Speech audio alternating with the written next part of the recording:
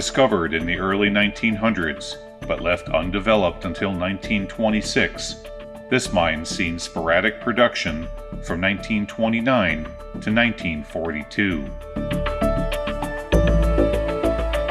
With its on-site mill and 100-ton cyanide leaching tanks, this mine produced over 17,000 tons of ore, averaging 1.2 ounces of gold per ton and 2.3 ounces of silver per ton, for a final yield of 1,300 ounces of gold and 12,000 ounces of silver before World War II.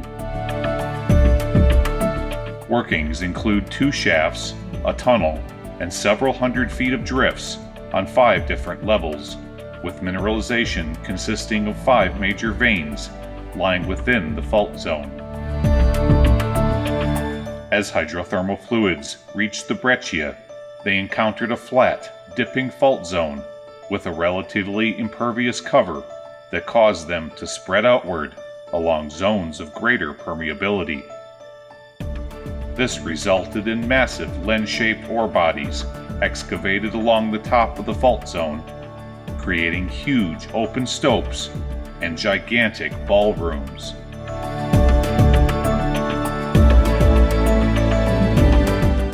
Now, come with me as I thoroughly document this gem of a mine before it is closed off and sealed forever.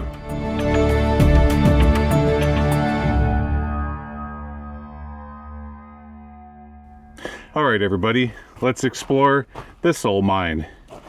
Well, I sure hope you enjoyed that drone footage. Yeah, that was a lot of fun. I'm always trying to do something new for you guys, something that you might not have never seen before. I believe innovation is the key when it comes to documenting these abandoned mines. I really don't want my channel falling into a cookie cutter type approach. But anyways, yeah, we got a big mine here. This main haulage at it is rather large, at least 10-12 feet across on the floor and at least 10-12 feet high. Now, before we get in to this mine, I want to read something to you guys. Let's see, let me set the camera right here. I'm gonna go stand over here. All right, a lot of you are always asking me, you want to know more about these mines and their history and things like that. So I've got some notes here. Of course, I can't remember all of this. I'm getting older now, and trying to remember all these facts can be kind of difficult. But if I haven't said it already, this is a gold, lead, manganese, barium, barite, silver, copper, and beryllium mine. They were just getting everything out of this place, okay? And it consisted of 5 different ore bodies. Now let me read this to you here, okay? It says, mineralization is made up of 5 major veins. The resolution vein, which is the main ore body, the lower tunnel vein, the Smyrna vein, the Black Eagle vein, and the lead vein, okay? And then it goes on to read how the resolution vein dips at a low angle, and it gives all the different specs on how wide it was and how deep it went, etc., etc. Now, the tunnel that I just shot you through on the drone footage, like I said, I probably already told you, but it was 1,450 feet long. I'm going to tell you a little bit more about that here in a little bit, but this mine has 5 levels, okay? There is the level 170, 183, 200, 237, and 243, okay? Now some of you are asking me, how do those levels work? Where does the 0 point start, okay? Well, the 0 point starts at the top of the mountain up there, okay? And then as you drop into the mountain, you're going to be at the 100 level. And as you go deeper, you're going to be at the 200 and the 300 and the 400, etc., etc., etc. That's how mines work, okay?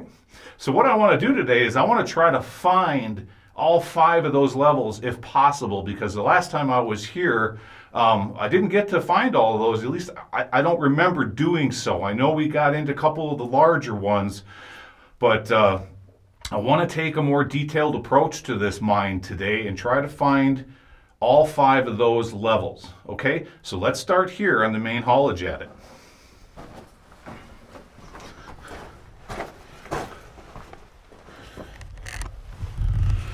Okay, starting off just inside of the portal here, we've got some shelves.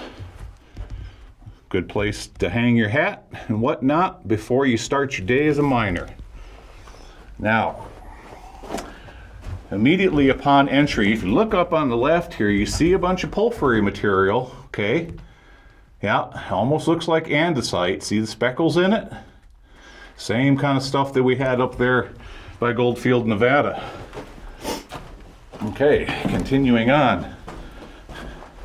So it is a little ways to get up to the first drift. So why don't we put it into Chipmunk mode, and I'll meet you up there. All right, here we go.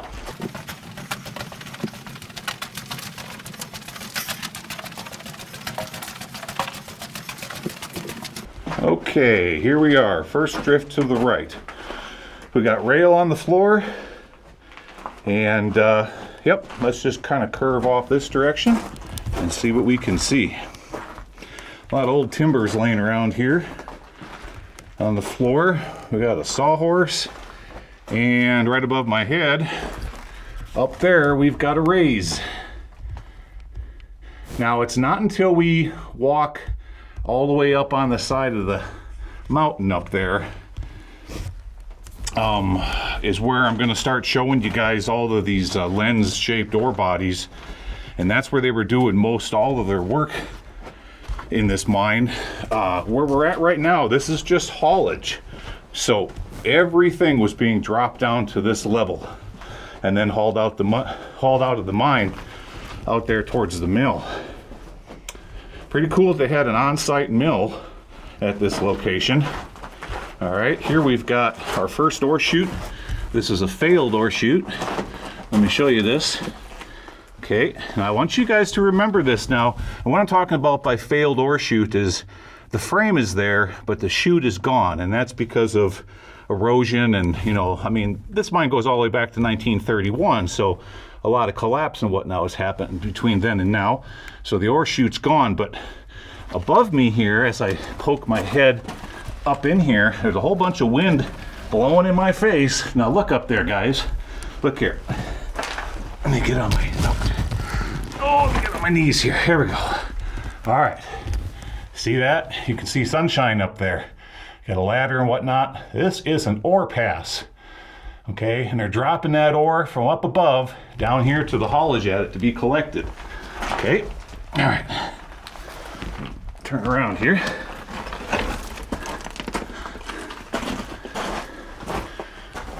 Okay, down here on the floor,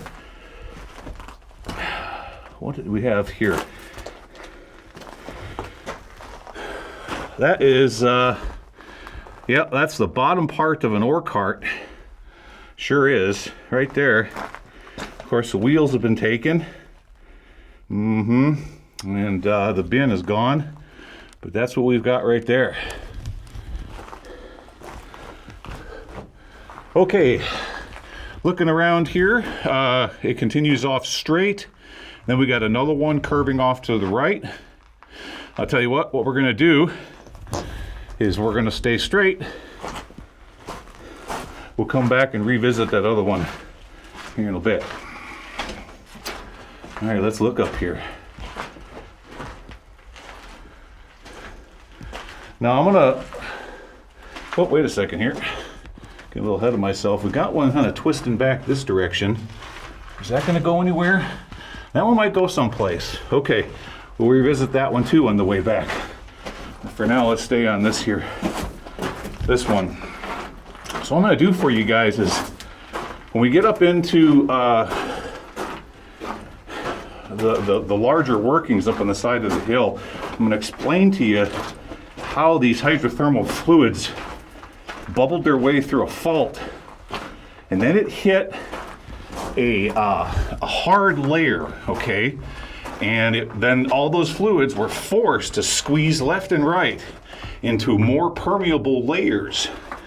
And as it did that, it created lens-shaped ore bodies, and then that's what they were mining. But this is the end of that one here. All right, turning back around.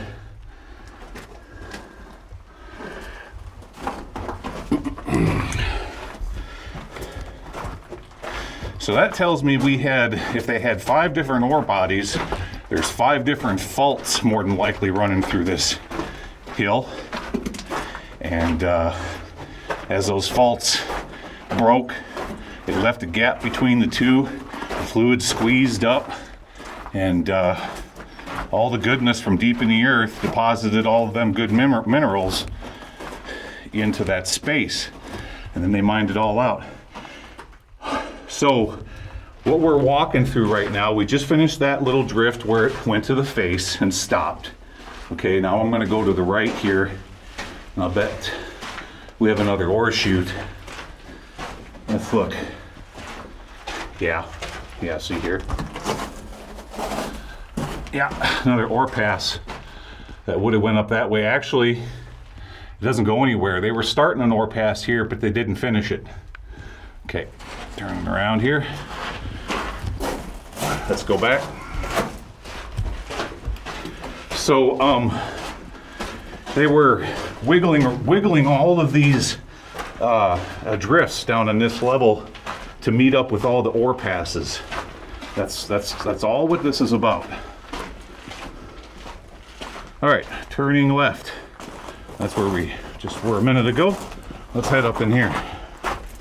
And guaranteed this is going to go up and meet up with another ore pass.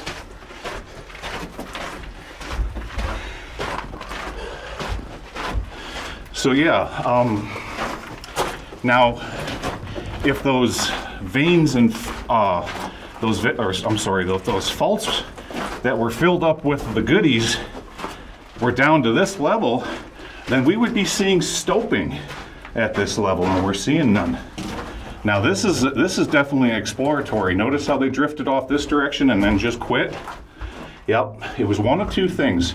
It was either exploratory, trying to find the edges of the ore body, or they were blasting in an area to get to what was going to be a future ore pass, and it never happened. The mine was shut down before it happened. You know, you get into enough of these abandoned mines, like me, you know, this has kind of been a hobby of mine for over 30 years. You can see the clues. The clues just kind of pop out, but it does come with a bit of experience. You got to be doing this for a while. That's kind of neat. I like that. One more look at it, guys. All right, let's head back to the primary, or the main haulage at it.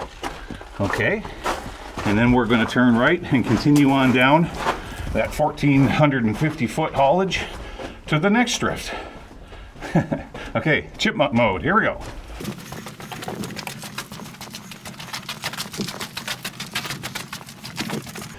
And stop.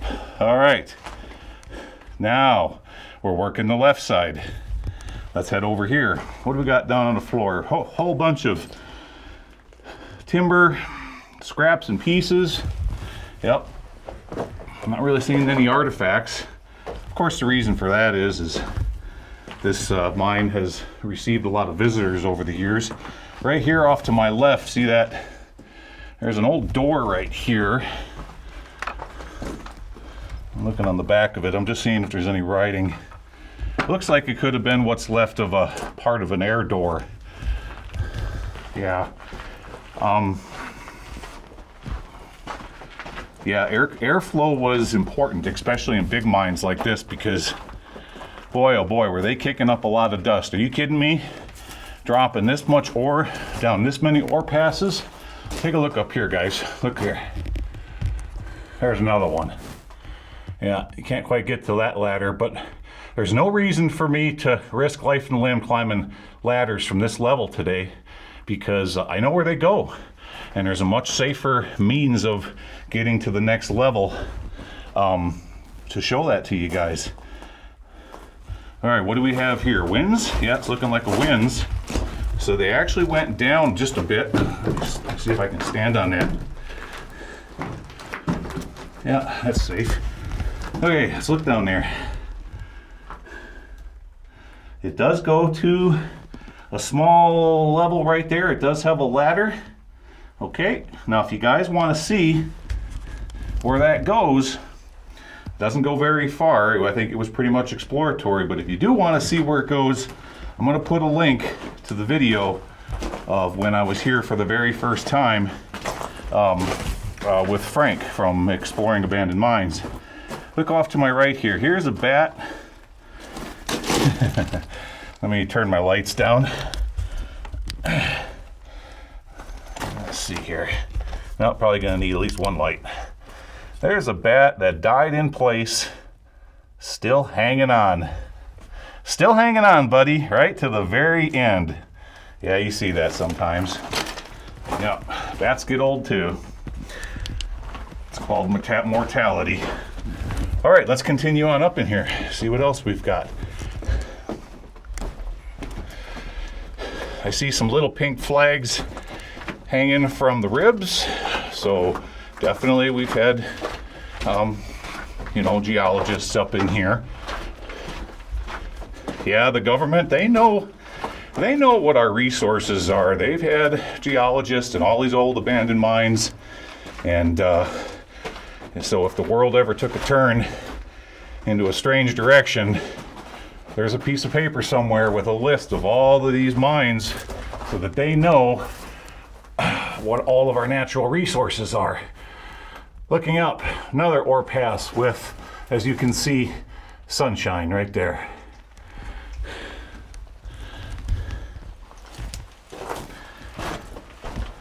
Okay, continuing on. Let's see what we have up here. Little cove off that way with a pink flag, and it kind of twists around this direction. Bunch of old particle board on the floor. And it looks like it's coming up here and stopping. Yeah. All right, turn it back around.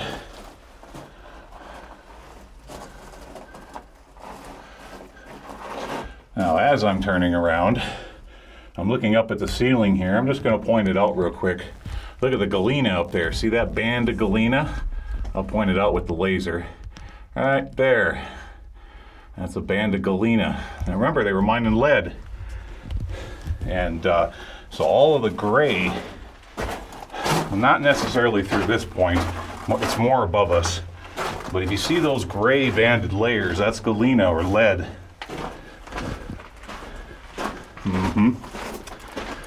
Okay, I'm putting it back into chipmunk mode, and I'm gonna take you up to the next drift. Here we go.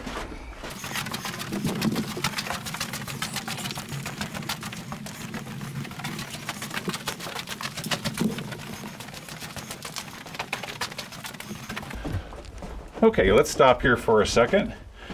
We've got an ore chute. Again, working that level above us. Yep.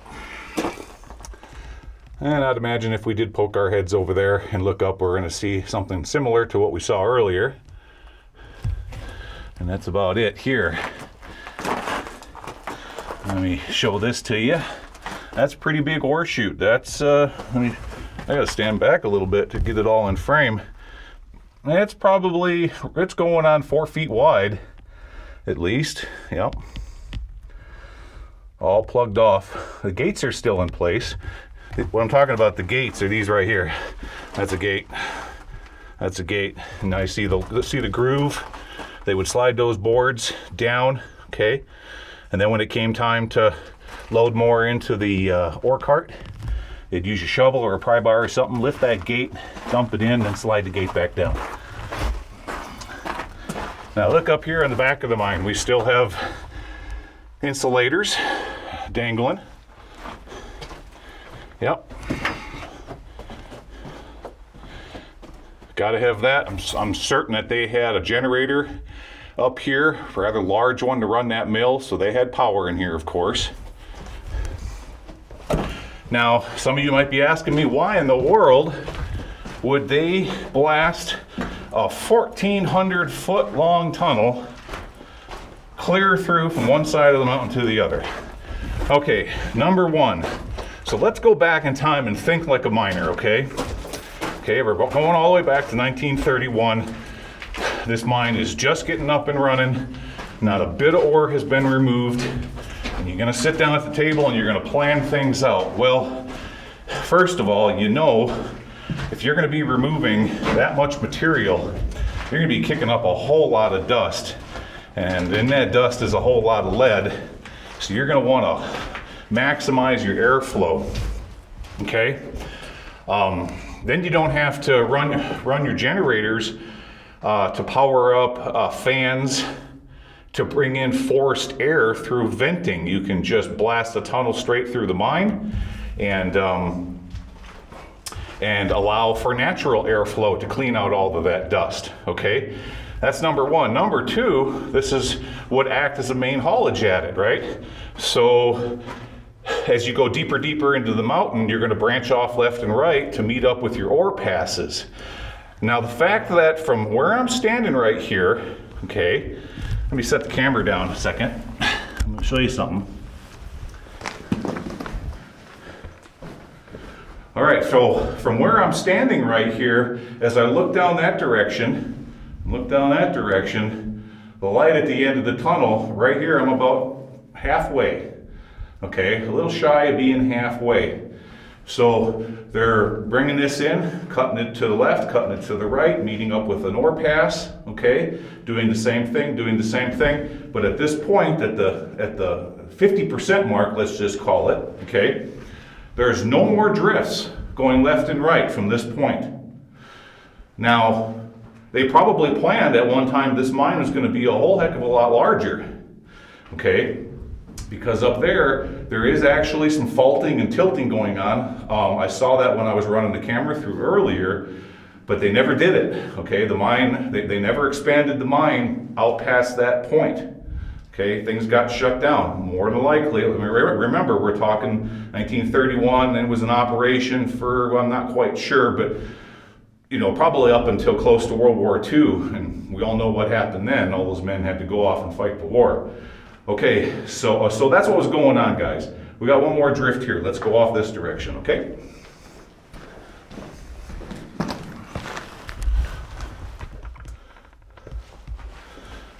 Okay, another sawhorse off to my left, and let's work up this direction.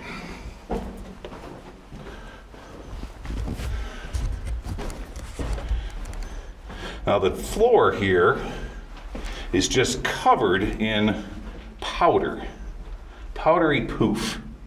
Yep. And as I am walking across it, I don't know if you can see, but I'm gonna try to point it out to you guys. Let's try some different lighting here. All right, I'm gonna roll it along. I don't know if you can see that. We'll try that light. Okay, now let's try this one. There is pack rat tracks all over the place, okay? And yeah, just everywhere. And I can also see, what kind of track is, oh, for a second there, I thought we had a large animal, but no, it was just pack rat. And I can still see the footprints from when we were here, what was it, not last winter, but the winter before. Okay, let's look here. Yeah. Okay, now the reason that we had those insulators and power running over to this location, look what we have here. We got ourselves a shaft. We're at the bottom of the shaft anyways. Okay. And yeah, it's pretty ugly. A lot of stuff has fallen down. Now, of all the shafts that I've been in, as well as the ones that not only have I crawled into, but dropped the torpedo cam in, look at the big pile of debris here that has fallen in over the years. Okay, looking up this direction. it continues off that way, but I know for a fact it stops. And off to the left, that is the manway going up this shaft, okay, that Frank and I climbed. And he had a whole heck of a lot of fun that day kicking dirt in my face. And that was for all of the butt crack jokes. So that was the day he finally got his revenge. And he kicked so much dirt in my face, I could hardly breathe. Yeah, just pointing off that direction. Okay, so again, if you want to see the craziness, I'll put that link down there in the description area. You can watch me go up that shaft and up that manway. Now I'll turn it back around. Let me point the camera in the right direction here. There we go. Okay. So, why is this shaft here? Darn people leaving their trash behind. Why do we have a shaft here? Okay.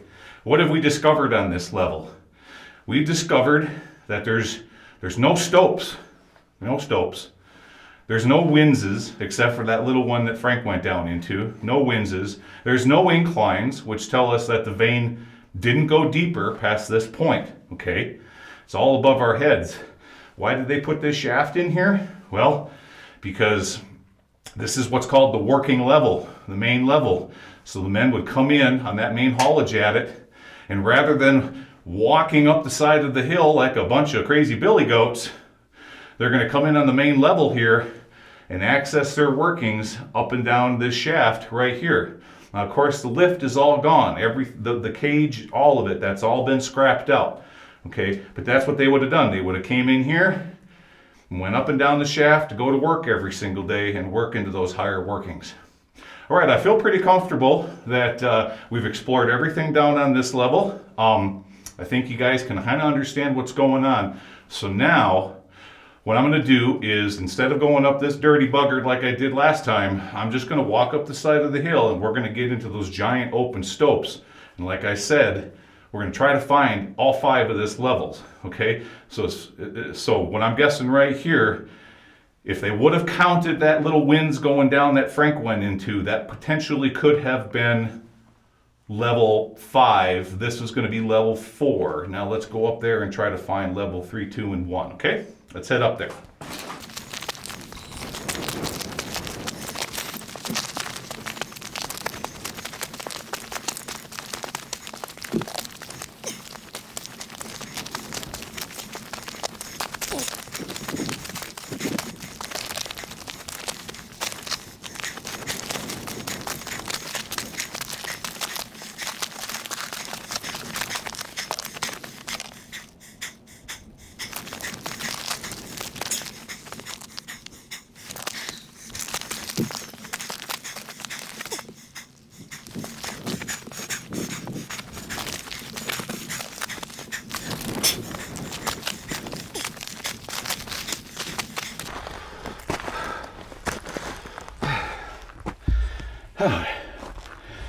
Whew.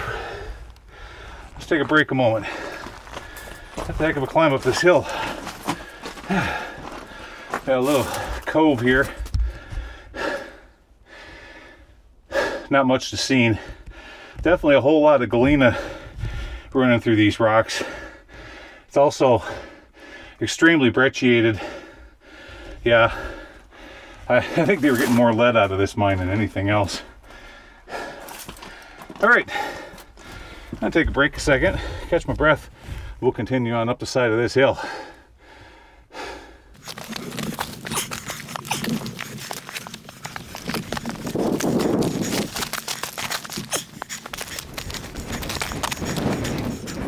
Okay, further up the side of the hill, look down here.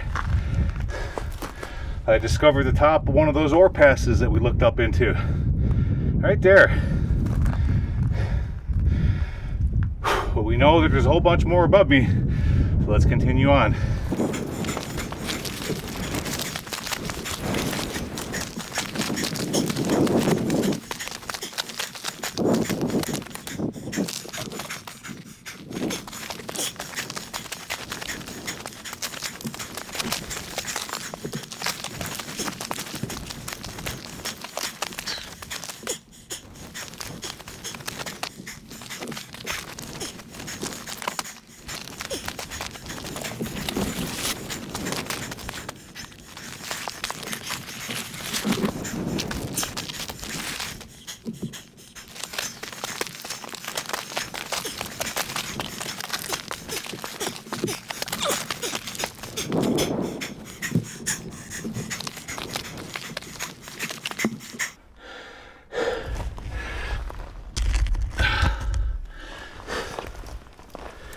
All right, guys, look what we have here.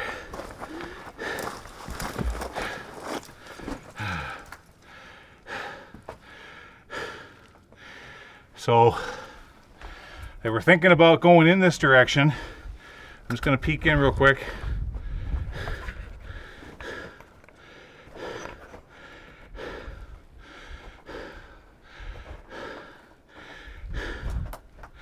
Now, only goes in about 20 feet, and that's it. Makes me wonder if some of these short drifts that are within that stack of level numbers, you know, maybe some of these short drifts were part of those numbers. But we got two big waste rock piles right up here.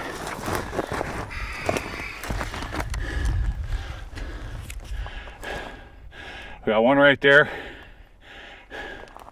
and one right there. Now, the last time that I was here, Frank was over on the right-hand side of this mountain documenting for his channel, and I started off on the left. This time what I'm going to do is I'm going to start all the way to the right, try to find the furthest, most northerly workings, and then we're going to work from right to left. Okay, so let's get up to the top of that waste rock pile.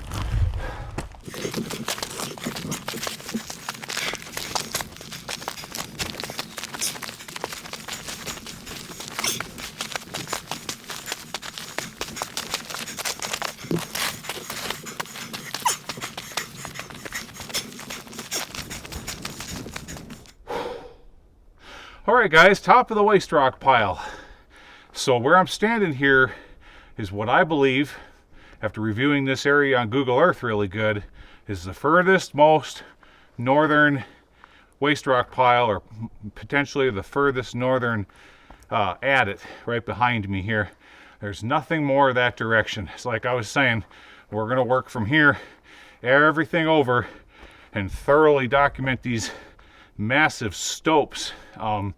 And hopefully we can point the camera at some stuff that we didn't see last time. Okay, let's get going.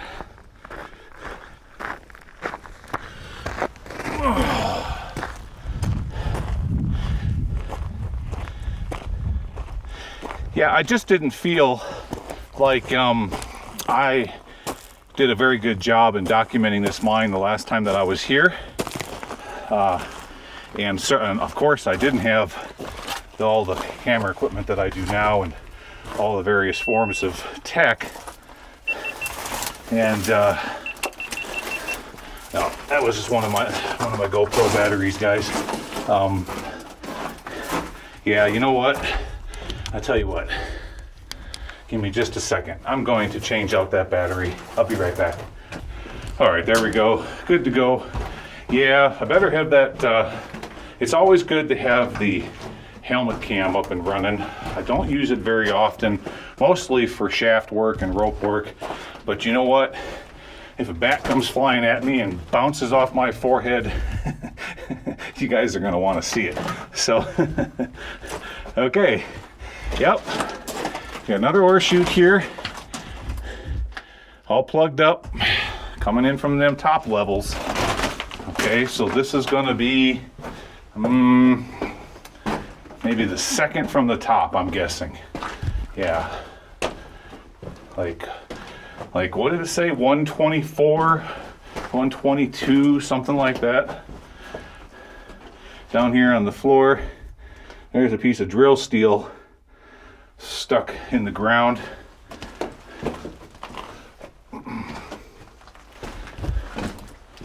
And oh, this one's collapsed. Look at that. Yeah. That probably was an ore chute at one time, and that's the end of that one. All plugged up. All right. Turning back around. Lots of sparklies in here. Lots of calcite. Okay. Again, chipmunk mode. Let's get out of here and go over to the next one.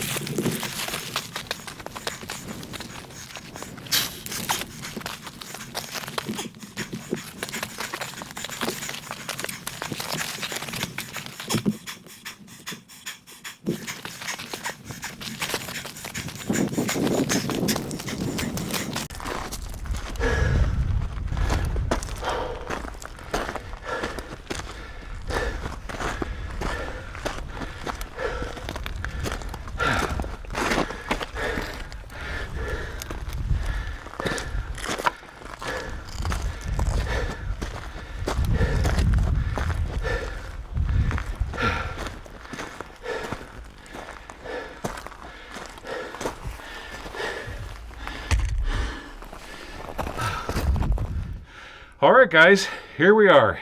Made it almost to the top. Now I can see here that shaft that Frank and I popped up and out of back when still goes up and out of the mountain. I want to take a look at that. We didn't see that the last time that we were here. But look at the size of this thing. Look at this. Okay? Now, you've often heard me talk about different kinds of ore bodies. Okay? You got a tabular ore body. All right? That's where the ore is in a nice flat seam. Like, for example, in those veins that we were looking at last weekend, running up the side of that hill, or that vein that they were going into the side of the mountain. Those are tabular. Coal seams that are running horizontal, those are tabular. Then you have what are called lensed. This is a lensed ore body. Notice the shape. See the shape of this?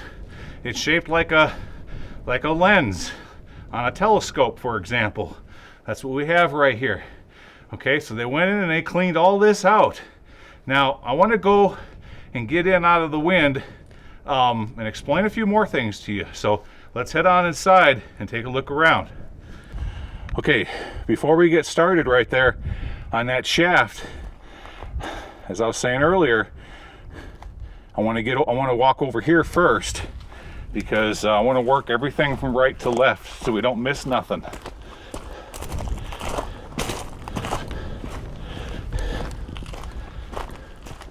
We're going to start over here first.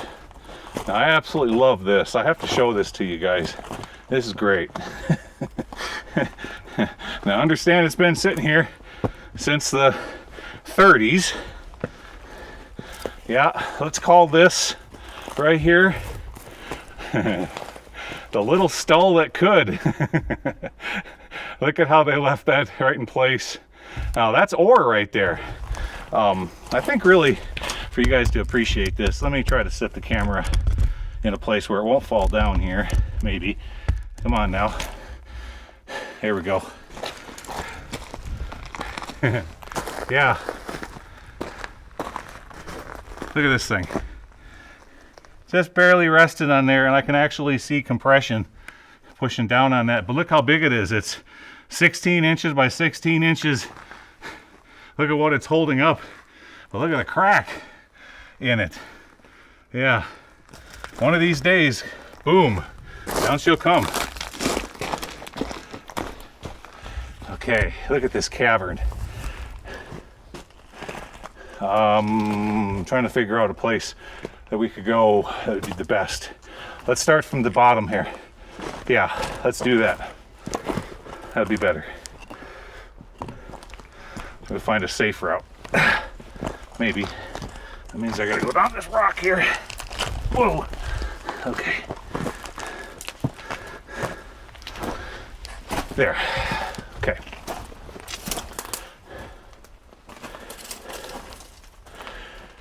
Okay. Immediately upon entering this massive cavern, down here, I hope I can turn some light on. Down here, there's an ore pass. Now that's the one that I just showed you not too long ago. And where it was plugged up, it's directly below us. And there's the top of it. See what's all falling down in there? That's why she's plugged. Old ladder going up. No need to be using that because we can just walk over here. But wow, this is great. Okay. Again, set the camera down for a moment. And there we go. I talk about this.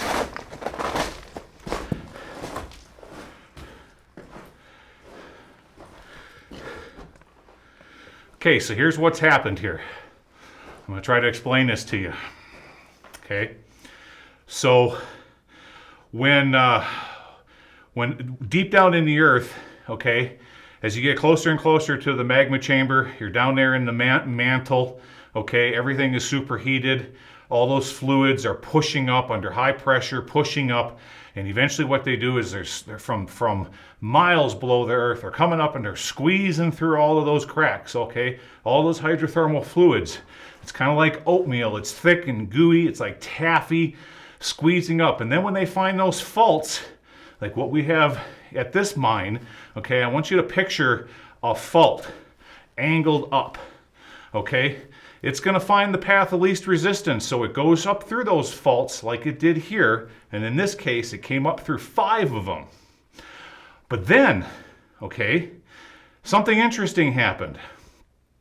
There was a non-permeable cap of mostly breccia that's sitting over the top of our heads right here. And as those fluids came up, they hit that cap. And those fluids, they spread out and squished left and right in a kind of like a horizontal plane, or kind of like these mushrooms, okay? And as they squished out left and right, they squished and went into more permeable layers, like, for example, porphyry rock and things of that nature. But at the end of the day, what you ended up with is these dome-shaped or these lensed ore bodies like what we have here. So when these miners found this location, they saw these massive ore reserves of mostly lead, and they just started from the top down. They put in that haulage at it, they put in the drifts, they put in the raises, which turned out eventually to be ore passes. Then they put in that shaft, all right, to bring the men up to where they're going to be working, and then they started cleaning all this out. Now, all of this, everything that you see here used to be solid rock, okay? This was not a natural cave. This was all excavated by men, dropped down and out of the mine. Let's start exploring this. Next week on Abandoned and Forgotten Places.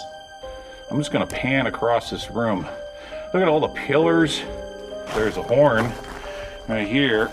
Show you, he's just a little guy. Look at this. Holy cow. Oof. And if you're rolling around in bat guano or in a human vault toilet, well, you probably should be seeking professional help.